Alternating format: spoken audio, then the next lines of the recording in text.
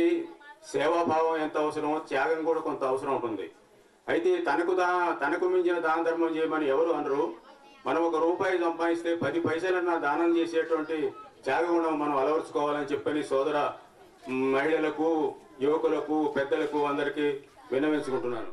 ఈ గ్రామాన్ని పక్క గ్రామం నుండి విడదీసుకొని మరి కరెంటు తీసుకొచ్చి, కరెంటు వచ్చి 45 సంవత్సరాలు అవుతుంది.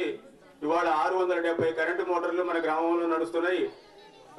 కరెంటు రాకముందు మనకు జీవనోపాధి లేకుండే, అసలు చెండి గింజలు పండుతాయని నమ్మకం కూడా లేకుండా ఉండే. అటువంటి పరిస్థితుల్లో మన గ్రామాన్ని సస్యశ్యామలం చేసుకొని తారు రోడ్డు, తర్వాత వాటర్ ట్యాంకులు ఇటువంటివన్నీ కావాల్సినవి ఏర్పాటు చేసుకున్నాం.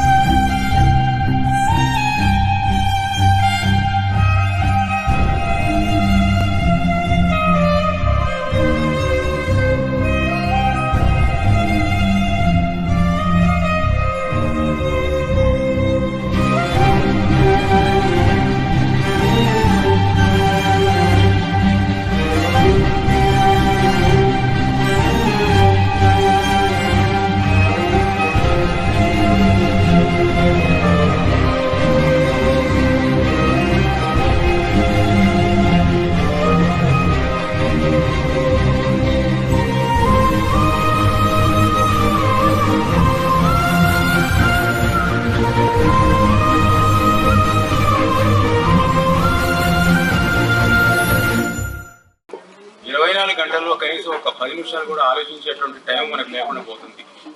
కారణం ఏంటంటే మనకున్న ఆర్థిక వనరులు కూడా అంతే ఉన్నాయి. ఉండటం వల్ల అట్లా ఉండటంలో కూడా తప్పు లేదని నేను భావిస్తున్నా. కానీ మనం ఈ గ్రామాన్ని మనం అభివృద్ధి చేసుకోవాలి, మనం అందరం సుఖ సంతోషంగా ఉండాలి, అన్ని హంగులు మన గ్రామానికి ఏర్పడాలి అనేటువంటి ఆలోచన ఉండటం మంచిదని చెప్పని నేను నా సూచన చేస్తున్నాను.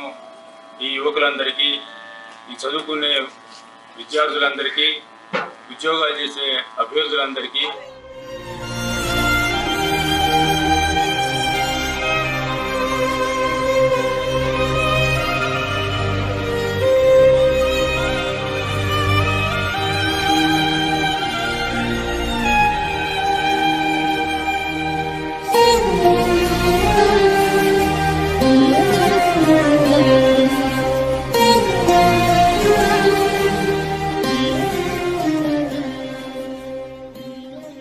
పేరు శేషగిరిరావు అండి. అదిగాక ఆ రోజుల్లో టీవీలో ఈ రాలేదు కాబట్టి ఈ రేడియోని ప్రతి వాళ్ళు ఇష్టపడేవాళ్ళు. అందులో నేను కూడా కొద్దిపాటి జర్నలిస్ట్ని. రేడియో నాటకం కూడా ఒకటి రాశాను ఒకప్పుడు 1957లో. హిందీ పాటలు ఎక్కువగా నేను వింటుంటానండి. హిందీ సాహిత్యం అంటే నాకు బాగా ఎక్కువ. ఇక్కడ నేను ఉర్దూ మీడియంలో చదివినవాడిని కొంతకాలం. అందువల్ల హిందీ అభిమానస్తుడిని, హిందీ చదువుకున్నాను. తర్వాత తెలుగులో కూడా చక్కని సాహిత్యం, పాత సాహిత్యం ఉన్నదిలేండి. కానీ 1954లో మా గ్రామంలో అసలు రేడియో అనేది ఎవరికి తెలియదు. అది హిజ్ మాస్టర్ వాయిస్ అని రేడియో, పెద్ద డబ్బా రేడియో కొనుక్కొచ్చి దాన్ని బ్యాటరీ సెట్స్తో పెట్టుకొని గ్రామం వాళ్ళందరినీ పిలిపించుకొని హరికథలు, బుర్ర కథలు, తర్వాత నాటకాలు ఇటువంటివన్నీ రేడియో ద్వారా వినేవాళ్ళం అండి మా గ్రామస్తులు.